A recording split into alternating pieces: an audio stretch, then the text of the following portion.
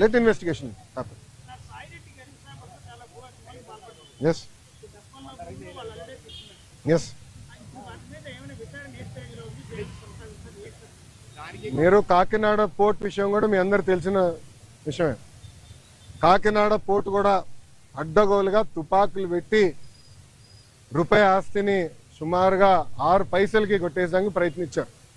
కొట్టేశారు, క్షమించాలి, ప్రయత్నం కాదు, కొట్టేశారు, ట్రాన్స్ఫర్ చేసుకున్నారు. కేసు పడింది, దానిపైన ఈడీ వాళ్ళు కూడా లవ్ లెటర్లు రాశారు విజయసాయి రెడ్డి గారికి. రా బిడ్డ రా అని ఇంటికి. అన్నీ బయటకు వస్తున్నాయి కదా, సిమిలర్ ఫ్యాషన్ దీనిపైన కూడా కంప్లైంట్లు వస్తాయి, తప్పనిసరిగా యాక్షన్ తీసుకుంటాం.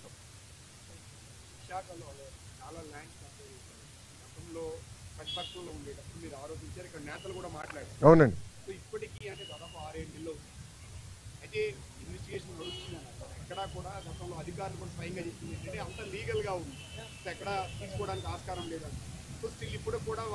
సో ప్లీజ్ బీ పేషెంట్, ఓపిక పట్టండి స్వామి, దర్యాప్తు జరుగుతుంది కదా. అవునండి, ఇప్పుడు మనం కూడా మాట చెప్పా, ప్రభుత్వ పరిస్థితి గురించి కూడా దయచేసి ఒకసారి ఆలోచించండి.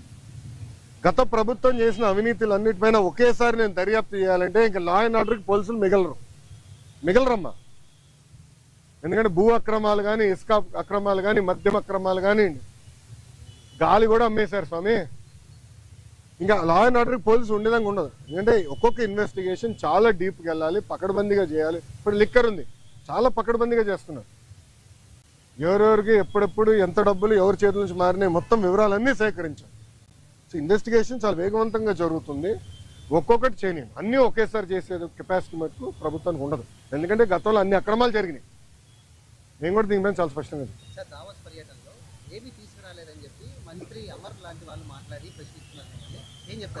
అరే కోడిగుడ్డుని నేను సూటిగా ప్రశ్నిస్తున్నా. మీరు మంత్రిగా ఉన్నప్పుడు మీరు ఏం తీసుకొచ్చారు ఆంధ్రాకి? ఏం తీసుకొచ్చారు చెప్పండి. ఇప్పుడు మేము నాకు ఇప్పుడే థ్యాంక్ యూ అన్న.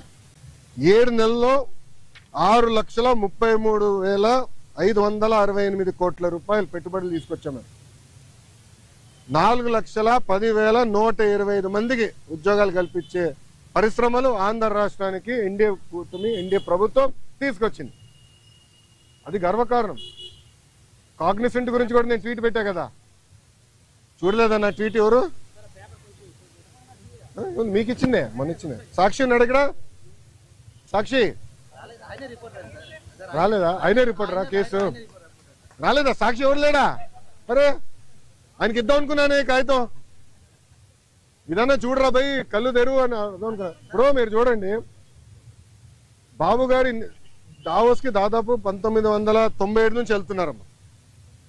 డావోస్కి వెళ్ళినప్పుడు ఎప్పుడు ఒప్పందాలు చేసుకోం. డావోస్ చర్చిస్తాం, ఇంట్రెస్ట్ ఎవరికి ఎలా ఉందో డిస్కస్ చేసి మళ్ళీ తిరిగి వచ్చిన తర్వాత ఒప్పందాలు చేసుకుంటాం. ఇప్పుడు దీంట్లో మీరు చూస్తే విచిత్రం, ఆసిల్లర్ మిత్తల్ది దీంట్లో ఒప్పందం లేదు. పైన అసలు ఆసిల్లర్ మిత్తల్ది 1,35,000 కోట్ల రూపాయలు పెట్టుబడి అనేది ఉంది. కానీ ఆసిల్లర్ మిత్తల్ది ఒప్పందం లేదు, ఎంఓయూ లేదు. మాకు ఎంఓయూ లేదు ఆసిల్లర్ మిత్తల్తో, మాకు ఎలాంటి ఎంఓయూ లేదు. ఎందుకంటే వాళ్ళు అన్నారు ఎంఓయూ ఎందుకు సార్, డైరెక్ట్ వర్క్కి వెళ్దాం అన్నారు. వాడు మమ్మల్ని తప్పబడతారా? ఇప్పుడు వాళ్ళకి మన మెటీరియల్ టైప్ చేసాం ఎన్ఎండిసి నుంచి, ఎన్వైరన్మెంటల్ క్లియరెన్సెస్ మేము కోఆర్డినేట్ చేస్తాం. వాళ్ళు భూమి ఎత్తికి కూడా భూమి కేటాయింపులు కూడా పూర్తి చేస్తాం. 6-7 నెలల్లో పనులు ప్రారంభించాల లక్ష్యంతో మేము పనిచేస్తున్నాం. ఎన్నికలకు వెళ్ళే లోపల ఫస్ట్ ప్రొడక్షన్ అవ్వాలనేది మేము చేస్తున్నాం. అది కూడా మమ్మల్ని తప్పబడతారా?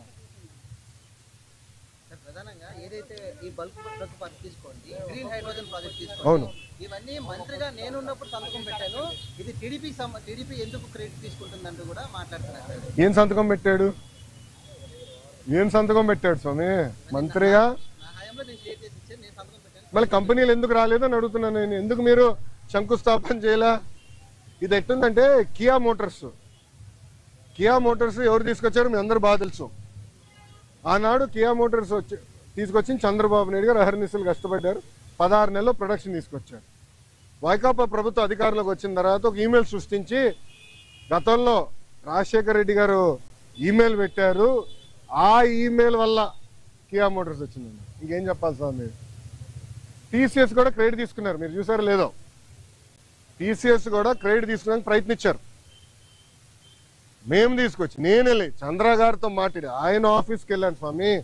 ఆయనతో 45 నిమిషాలు 1-on-1 నేను మీటింగ్ పెట్టుకున్నా. తర్వాత నా అదృష్టం ఏంటంటే చంద్ర గారు వాళ్ళు మొత్తం మేనేజ్మెంట్ ఇంపార్టెంట్ లీడర్స్ అందరిని పిలిచి నాతో మీటింగ్ పెట్టించారు తెలుసా. అక్కడ క్లీన్ చేసాం మేము. ఇది తాజ్ హోటల్స్ కానివ్వండి, టీసీఎస్ కానివ్వండి, రెన్యూవబుల్ ఎనర్జీ కానివ్వండి అన్ని. ఇప్పుడు మీరందరూ ఒకటి గుర్తుపెట్టుకోవాలి. మీరందరూ ఒక ప్రశ్న అడిగారు, మహారాష్ట్రకి ఇంత పెట్టుబడి వెళ్తుంది. దానికి కారణం ఏంటో తెలుసా?